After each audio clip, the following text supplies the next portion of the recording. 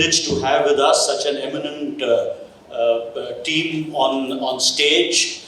They are perhaps I would say, not only an authority on in the fields of cinema, theatre, media, but they're also the finest minds in the country as far as film and entertainment is concerned. Straight away getting into the subject that we are going to discuss today. OTT is now the new normal. Not only has it become the new form of entertainment, but it also is also the most convenient, because everyone can watch it even on their phones. So you don't have to go anywhere. You can watch it in your homes, in your offices, anywhere, even when traveling. So it's definitely become far more convenient. I think mostly the COVID-19 pandemic, where we were locked in for those 2 years, I think everyone found that as the most convenient form of entertainment. And not only did we get the kind of content from across the globe that we were able to see, I think somewhere watching that kind of content has not only widened people's horizons as far as viewing is concerned, but I think we've also been treated to some fantastic content from across the globe. Now, let us get straight away into our panel, and let's go with the ladies first. Kaveree, what do you think? Of course, it has become most convenient, yes, but do you think it has affected the Indian film industry as we know it? Yes, and thank God for it. I think the whole idea that we had this hierarchy of stars and they were untouchable, unreachable, I think all that has changed. Now a film star is almost as good as an influencer. They do the same airport looks, they do the same going to the gym, coming out of the gym, they attend the same parties, wear the same clothes, look like each other. It's hard to tell, a famous film actor from a famous influencer. They tend to wear the same clothes as well. Some couples, in fact, dress in each other's clothes, I think. But the whole idea that you have this inaccessible aura around stars, one, I think that is good. It's not out of this whole idea that you have this tall poppy syndrome, that everyone should be alike. But I think we had given them far too much importance in our lives. And I think, mediocrity was the norm rather than excellence. If a star was part of the package, it didn't really matter what the story was. People would still go and watch his or her movies. Mostly his rather than hers. And I think Sushmita will attest to the fact that it's still a pretty much male-dominated industry. But I think that is one great thing. I think OTT has created a subtitle-agnostic generation. They're happy to watch movies in any language, streaming series in any language. And it has created a level playing field for stars. You have a Pankaj Tripathi who perhaps has, as much of an aura now as a Ranveer Singh. Probably gets half the money that he does, but is still a great actor and has a huge following. That's one, and I think what it has also done, it has brought a lot of journalists and a lot of film critics and a lot of authors, and I'm happy to include myself in it, down to the ground, and made them understand that, Bollywood is not it. That there is a Tamil, Telugu, Malayalam film industry which we had ignored for the longest time. At the most we would cover the movies of Satyajit Ray and Mrinal Sen and Hindi movies and English movies and think we've done our job. Now it has forced us to look elsewhere and to try and understand other languages and other heroes. And we find, my God, we've been spending all this time focusing on people in the north. There are stars down south who are so big, who have their own following, who are worshipped, who have enormous fan clubs. And I think that has forced all of us to work harder, to look elsewhere, to not just think that, Bollywood is it. And I think that has been a terrific thing. And I think, what people now say, content is king. Really, content is queen, story is queen. And that's the most important thing, I think. So, Nandita, tell me, we always use such big words when we talk about something new coming in. I remember we earlier had a very popular single screen cinemas, which gave into multiplexes, and that became the next new normal. It was a completely new experience where people could probably watch even 3 movies in a day because they just had to flip from one screen to the other, plus the other popcorn and coke kind of syndrome. So now, do you think we have moved on from there to OTT, or they will continue to coexist? I think they will continue to coexist. And like I agree with Kaverie that today, earlier it was a star package and songs and stuff like that. Today it's content. And OTT platform has been able to, give a variety of content. And the difference, what has happened now, is it's become films, as she said, had hierarchy, which I believe is a very feudal system, especially Bollywood. Is a very, very feudal system. But it's become more democratic today, filmmaking. It used to be very autocratic. It's become extremely democratic because you can shoot a film. You need minimal crew. Just need good actors, and you can get your editing app. You don't need too much of stuff. You can do it on your laptop, and there you have, very reasonably made, sometimes great content, sometimes good film, and it's there in everyone's living room. So that is there, I agree. But at the same time, yes, there is the flip side. What you are saying is when people earlier used to buy a ticket, go into the theatre, knowing you've spent so much money, knowing you've spent so much money on popcorn and samosas and cold drinks. So whether you like it, in 15-20 minutes, you know whether this film is going to hold your attention or not, but you still sit there and somehow you're unwittingly drawn into it. Here it is all the question of a remote. You're sitting, you may just flip it off, you may not see. I've not seen a lot of OTT, films or a lot of stuff. I've just got bored after 10 minutes and it's not held my interest and nothing has forced me to sit down. So as a result of which, one goes. But of course, today OTT is the norm, just like at one time there was when the VHS system had come. Everyone had the video, the VHS, this thing that it went to DVDs, and everyone said, oh, we don't have to go to a film because there weren't so many multiplexes. So you had to see an English film in Bombay, you had to go into town, South Bombay, or there were those single screen cockroach invested halls, cinema halls. So, but whatever happened, things turned around and the multiplex cinema came. So cinema again reigned. There was a huge lull at that time during the VHS DVD time, but again and similarly now, I think mainly because of COVID, we needed that kind of home entertainment. There's a whole lot of parallel talented actors who have got their due. As she said, maybe the money may not be so much, but at the same time, the film actors also, their budget have been cut down, because they can't demand that much because they know people may not see. But I think at the end of the day, cinema is an art. So at the end of the day, whatever, they will find new ways, it will rule. Like today you see the digital content of newspapers, but I feel somewhere newspapers will come back, reading will come back. So I feel it will, it's just a phase it's going through. Sushmita, you've been on the big screen and on television in literally equal measure. So you know the difference your fan base vis-a-vis television, vis-a-vis your big screen has also been that much more vast. What do you feel is what the future holds for entertainment? Because at the end of the day, watching cinema on the big screen, the magic of going to the movies is something completely different.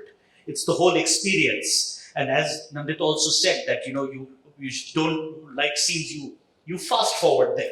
So I'm saying is, are you watching a film compulsively, or are you really experiencing the magic of cinema, as you very rightly said? So, at a personal level, because I started my career 40 years ago, exactly to a date, and I started with television, then went on to films, and because I'm a trained theatre actor, I've continued to act in all three mediums. तो मेरे साथ थोड़ा कमाल ये होता है कि क्योंकि मैंने बहुत सारा टेलीविजन किया है, people remember me from your parents' age perhaps, when they might have seen me in Karamchand, which was 40 years ago. Now he's known as Shahid's father. Pankaj Kapoor is known as Shahid's father. Before he was, in television, we women have got the shoes on. We get well paid, better than the men. Also, we get more footage in television. It's regressive. It's quite mindless, yes. But if we just talk of numbers, we wear the bands there. Theatre has always been a great love. So when you see somebody who looks at me, their parents have seen me, maybe their grandmothers have seen me.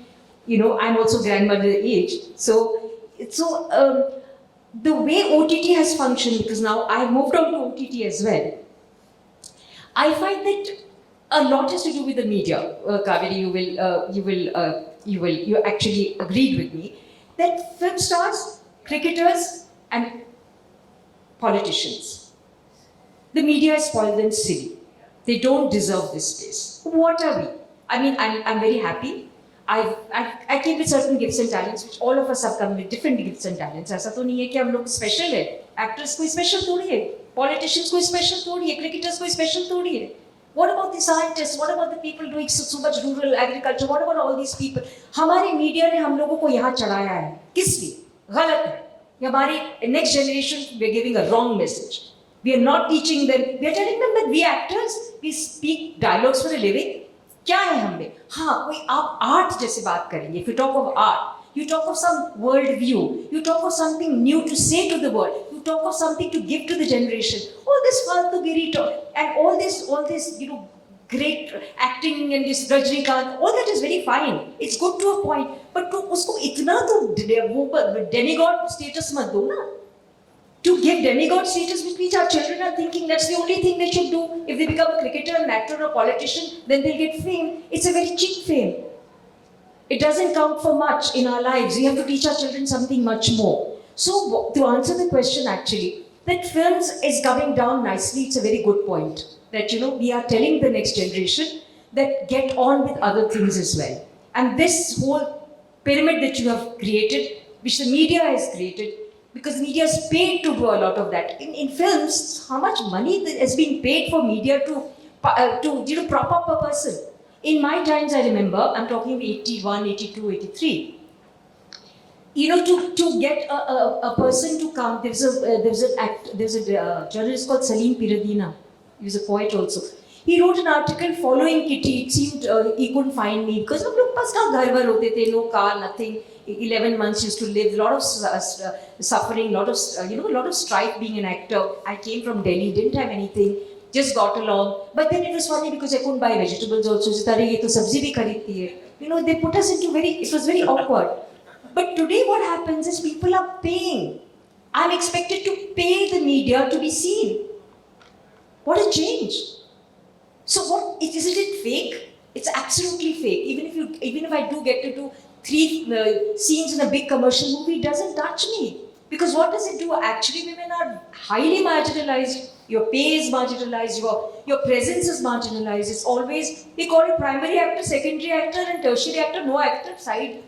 They put your status according to that. So I'm talking really in terms of an actor.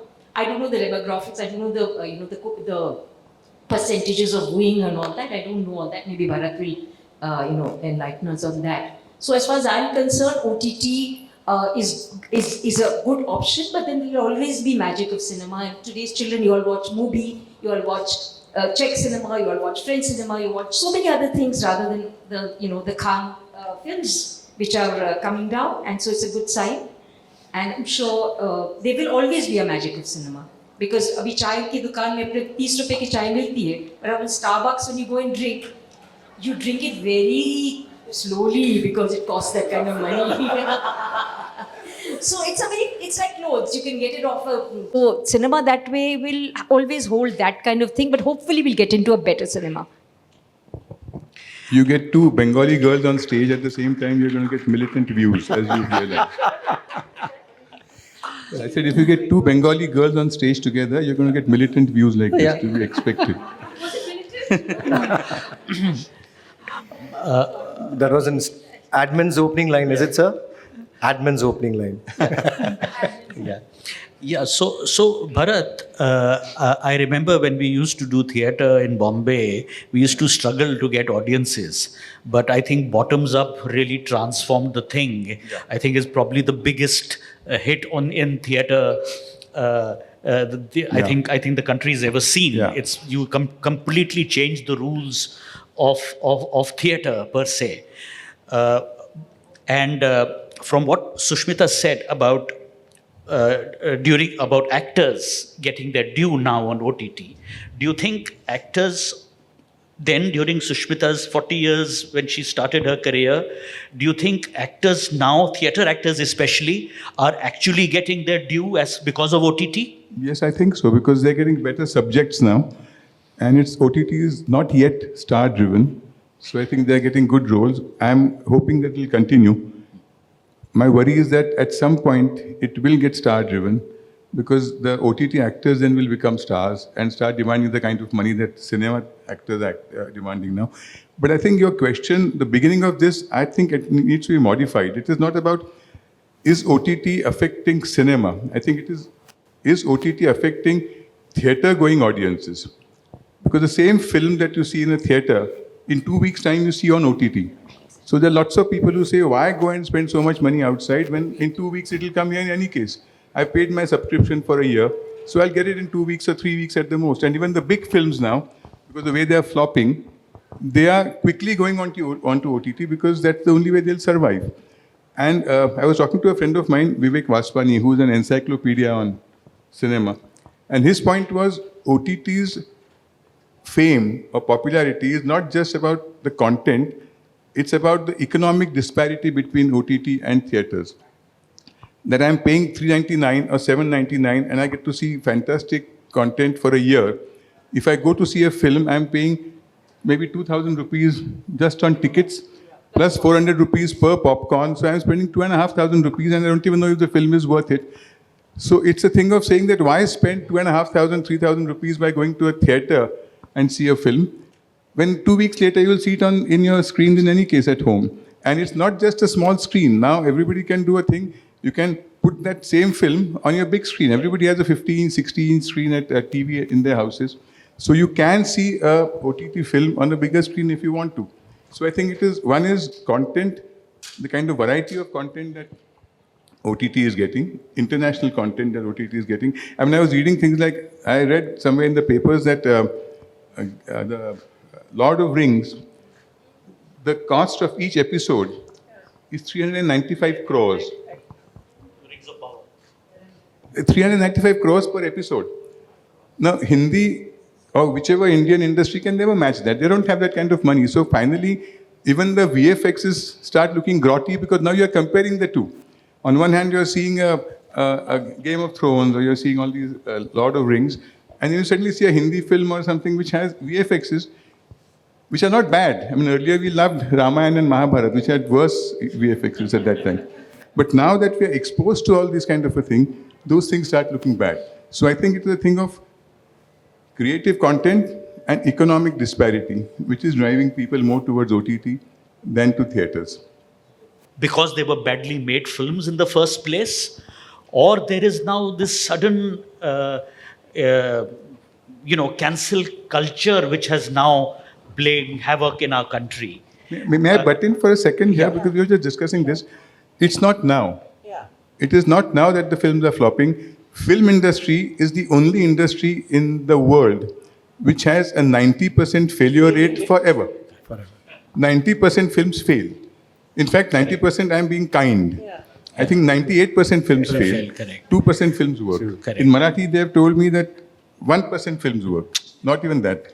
So it's not that because of OTT this has happened. It has been happening forever. I'm sorry I butted in. But I think it's an industry only in name. It doesn't really, I mean, when you look at the entire industry, it's what, 1.9 billion. That's what one big Hollywood blockbuster makes in, in its totality of running. So in terms of revenue, it's highly, highly under-leveraged. But I think the point is that, sure, what has happened with what is called Bollywood, but is actually Hindi-speaking cinema, is that now it's standing in stark contrast to other cultures, to other stories. You can take something like a Bhoot Kola performance, which is in a tiny segment of Karnataka, and make a film like Kantara, and people will go, wow, we've never seen anything like this before. You can take something like RRR, the pre-climax scene. I mean, it is beyond visualization, You have an entire army of animals just attacking a ball. I mean, who would have thought that, So it's the sheer audacity of cinema and of content that's coming from the non-Hindi speaking segments of our country, which we're suddenly saying, oh wow, but they have always been there. They've always been making those films, every time Bahubali would carry would carry the lingam on his shoulder, and you would say, oh my God, we've never seen anything like that. It has happened before, but with, the special effects weren't so good perhaps. But I think it is really OTT which has opened up our minds and hearts, and we've realized that stories from anywhere can engage us. It could be Korean cinema, it could be Kannada cinema, it could be Telugu, Tamil, whatever. It doesn't really matter. So it's made us open up our minds to it, and thank God for it. We've recognized that there are stories and stars outside the Juhu, Bandra segment of Mumbai, And the aging also. Yeah, exactly. I mean, where could you find, you had Wahida Rahman playing mother to Amitabh Bachchan and playing lover, it can only happen in Hindi cinema. It doesn't happen anywhere else, because after a certain age, you're supposed to be mother or aunt or sister. You can't play anything else. But, look at all the women now, post 50, thank God for that they're actually playing their age. It's actually the men who are not playing their age anymore. It's all the Khans who are pretending to be schoolboys and college boys. Madhuri Dixit and Raveena Tandon, all these people are actually playing their age. Thank God. They should learn a few things from them. Should we take questions now from the audience? Yeah, why not? Please.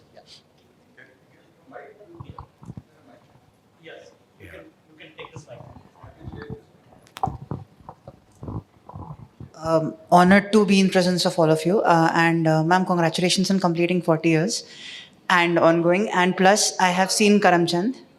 Loved your character in it. My dad actually made me watch it. So my question is open to everyone. With the amount of OTT platforms coming in, and there's a disparity. I would not be naming names, but there are a lot of platforms which produce a single kind of content, and then there's the trusted platforms like Prime Video and etc., which have a separate category of content.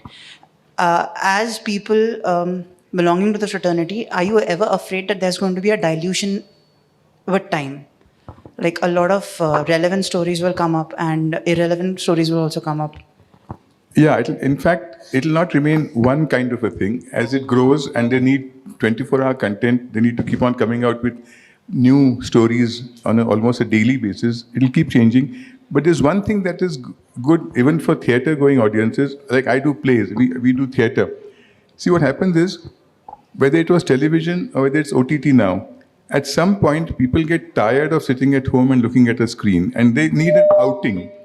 When people come to see my plays, I always hear them saying that we've come as a family and we are coming for this play and then we are going for dinner after this. It becomes a family outing for people. See, when you're sitting and watching things at home, everybody's sitting on their own phones and watching things. It's an independent viewership. It's not a family like television. At least people used to, when we used to see you doing Karamchand, we were all, the whole family was watching the same thing. Not anymore. Now there are different people watching different things. But now what is happening is, after lockdown, when they were locked down and they couldn't move out, what I find, at least in theatre, is that people are dying to go out, not because they can't get good content at home on OTT platforms, but there is no family outing anymore. So going to a play or maybe going to a film and then going out for dinner has become a new norm. Hopefully it will continue. But there's also the point that the cost of the dinner and the cost of the film going is being compared, and maybe you prefer to go for a dinner rather than have a bad meal over a movie in a way.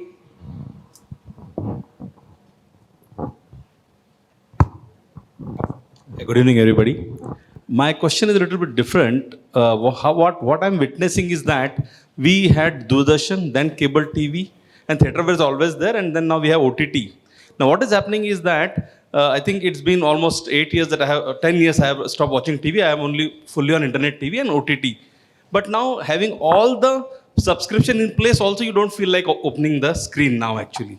So I'm saying is too much of content or too much of things which is available at your disposal, is it, shying away people from what they have? And will it now, for example, if you see the Netflix viewership is going down, Amazon is struggling, Hotstar has got their own problems actually, Disney Hotstar. So what is it, what is the social, I would say, scenario as per you, Mr. Bharat, that it is impacting this phenomena actually? And where do we see it going? Okay, I have a take on this. Not a Bengali take. So I feel, with this so much of glut of everything, so there's so much of content. अब आप सोचिए जब black and white Doordarshan था 10-20 Karamchand would come, there was a community viewing, as Bharatji is saying, everybody watched. Now there's so much. Now tell me, as human beings, how much can we take? It is a buffet, but the buffet is 5-10 rooms long. Then there's a first floor also for the buffet. कितना खाएगा इंसान? You get bored, and then that is why so that is why now what has happened is theatre is coming back again, storytelling. I've just come back from a place called Udaipur Tales, where they're just telling stories. अब आप सोचिए हम लोग जब छोटे थे, grandmothers told us stories ना, there was no technology like this ना, at a button. Correct. They told us stories, we listened, we imbibed. There was peace, contentment, we carried those stories in our genetic memories for a long time. But what is happening now, we don't even, the YouTubes that we see, do you have a recall what you saw 5 minutes ago? We don't. Because that part of our brain has just stopped, it's got deleted. So I think society is moving towards a calmer space now. When आप बहुत कुछ दे देते हो, at one point overindulgence हो जाती है. It's that people get disgusted. And then they choose more saner ways, like storytelling, like natak, like, plays where you sit, even swaris, when people are now having swaris at home, they're having home theatre because it's a quieter, more peaceful, more sane. It's also about community viewing. It's not about having expensive dinners also. It depends, It's also people chai pe charche ho rahe hain. Wine and cheese pe baat ho rahi hai. So I think there is a glut, and I think people are slowly moving from that time to cinemas and to television, to OTT. It's people are moving towards a more centric, more sane, more quieter place as people realize that ye zyada ho raha hai. It will come. I feel that time will come when all this glut of everything will slow down. That's what I feel and hope. I don't know what else to say. Also, I think just one point that everything now is surrounded by so much promotional material, if there's a film coming out, there'll be, then there'll be trailers, then there'll be memes on the trailers, then the memes on the films. True. So, in fact, someone was telling me that there was a recent movie, and he said he saw 50 to 60 memes about the movie, but never actually got to see the movie. Because he was so taken up by the kind of, the promotional material around it, the publicity machine around it. So I think, as Sushmita said, there's only so much that you can take. I mean, you have to watch the memes, then you have to watch the memes on the memes, then you have to, your WhatsApp is flooded with reasons for why you should boycott Bollywood, why you should not boycott Bollywood. I mean, there's so much that, yeah. As you said, The mystery of film stars is disappearing Exactly. You see them everywhere. now. Going to a gym, you're seeing them coming out of an airport. The whole mystery of seeing a person on a screen has not disappeared. Going to a party, coming out of the party, not looking the same at all. And you know, surprisingly, there is these weddings of these influencers. The influencers are earning far, far more than the actresses. Because they're wearing the same clothes, they go to the same designer, same gym. So but they're earning more than the stars, the so-called stars. Of course, we should not name them. Isn't that a very strange phenomenon, which is never seen before? So these young people who've maybe earned 8,000 rupees salary 5 years back, they are princesses now. And shocking turnaround. When they're wearing those gowns, they're having 5-star, 7-star hotels. They were just ordinary people doing a job somewhere, and they become influencers. So that's a new thrust. Apart from OTT, there is that as well. They're taking up a hell of a lot of the market space. No, actually, I mean, in a way, the biggest distraction or the biggest platform is YouTube. I mean, that's the biggest distraction to all YouTube. Some of them don't even need to most of them don't subscribe to anything. In fact, India is the largest consumer of YouTube. It has come in the India is also the largest consumer of WhatsApp. Yeah. WhatsApp That also. explains our mindset. Right? So we are helping Mark Zuckerberg to become a trillionaire soon, right? Aren't we? See, and I have a data, 600 million. Absolutely, that's the right word, actually. Watch this. Don't watch this. What you are consuming, I think you're getting consumed in the end, right? Actually, You have one more. No, I think that the right word you have used, we'll evolve with this, right? Yeah, and It becomes quieter, yeah, saner, calmer, as you happier, said. peaceful, And- and go to a better society where we can give our kids better. absolutely. watch corruption again. Yeah, I wish it comes back. Really, fantastic. Like cinema was better because they had a combination of both. Sir, in India, we have a very rich culture, which is used widely by the Western media, Western countries, and it is very evident that we Indians don't use it, or we have never used it. Like in recent times, there is an attraction for the Korean media as well. Every second person is attracted to Korean media and watching or intaking the content. When I was a child, there was the US stuff, like those superhero movies, superhero comics, and what they show is like thrilling. But despite having such a rich tradition, we didn't use, like Indian film industry didn't use this soft power. So why do we lack in using and creating such content? Or I think we are doing it now. Maybe we have started doing it now. President to save the whole world from aliens. Absolutely. And an Indian superhero was just for his gully, you know. He was never going beyond his gully. Not even his town, just a small lane he was. Correct. But he is absolutely right that the American, I mean, they are the best marketeers in the world, whether it is advertising or whether it's cinema. So it was what the soft power that he's talking about was beautifully used by the American films for many, many years. And we've all been conditioned to that. We always think of Americans as the superheroes who will save us from it. The police of the world, and whether it's aliens or whether it's whatever, they will save us from everything. And our guys never did that, you know. We have the dollars. But also our own domestic market was so big. I mean, where was the compulsion to reach out? In America, when you look at the domestic box office, now it's just 50% of the American movie industry. The rest of it is from outside America. Our own market is so enormous. I mean, it may be under leveraged, but it's huge, you know. So, I mean, just... I think it's just a question of we got to the NRIs and I think they thought bahut hai, you know. We have 20 million diaspora all over the world. We've made our Karan Johars and Yash Chopras rich people enough. Barring a few great exceptions that we have in Hindi film industry, the South industry, especially Malayalam industry, is leagues ahead of us. Their stories, their acting, the Mohanlals of the world, they are far, far superior. And what is happening now, when I was talking to somebody this morning and I said, if you see Drishyam, now what is happening also is that I have seen Drishyam 2 in Hindi, subtitle, on OTT.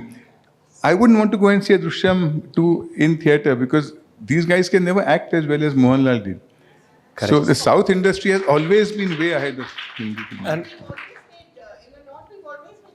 And they're also disciplined. I have acted with the biggest stars in South. I have acted with Rajnikant, I have acted with Nagarjuna, I have acted with Mohanlal, Dilip, Jairam, everybody. And they are, no matter how big they are very disciplined. It's a 9 o'clock shift, they'll all be there at 9 o'clock, they'll hang around on the sets. There's nothing like, Sir ko bulao, lighting ho gaya hai abhi, none of that. And I think even that finally tells in a story. I think writers in South industry get paid more. I always said that in some television thing, I said, instead of paying a famed actor 100 crores, pay a writer 10 crores and he'll give you a fantastic story. Don't pay him 5 lakhs and then pay this guy 100 crores. See, writer, frankly, I'm talking as a writer, is God. Because he decides what those characters are. He decides what's going to happen to them. Creator. Actors, directors add masala to it, but the main thought comes from a writer. And writers, I don't think, get paid enough in Hindi film industry. Yeah, but what happens is why they are ill-paid, because they don't have any respect for the writers, which is very sad. And that is what differentiates Bollywood from Hollywood. Hollywood, for whatever it is, whatever commercial films they make, they have that respect for the writer, you know? And a writer has a lot more respect on the set than even the star. Here, whatever the... Here the writer writes, and by the... Yeah, and by the time the film, what the writer has written is on the screen, the writer says, this is not what I've written, because everyone has massacred it, from the actor to the director to the producer. I want this angle, you know, so it should sell in this part of the country, and obviously the star has his own, and by the time the whole thing, and the editor has his cut, there's nothing left of the writer. So it's like everybody's baby. Everybody's had a time with it. Because of the way it's going down, maybe they'll learn their lessons. Yeah. Absolutely. And they'll come with better films, hopefully. And the children have to carry the legacy forward. You all will have to decide what you want to see. You have to decide not to get programmed into watching. If it's a fun, you have to go lock, stock and barrel. You will take a step back and say, no, I may not have to see this. Why don't I see something? And the media also has to not promote them mindlessly, not to get bought by them. And, I think then a society will transition. Absolutely. If we've made this, we can break it. And when you break it, you evolve something new. So we're in the processes of breaking. And now we are in that Sandhi time, the twilight time where we go to make something new. Please clap. Correct?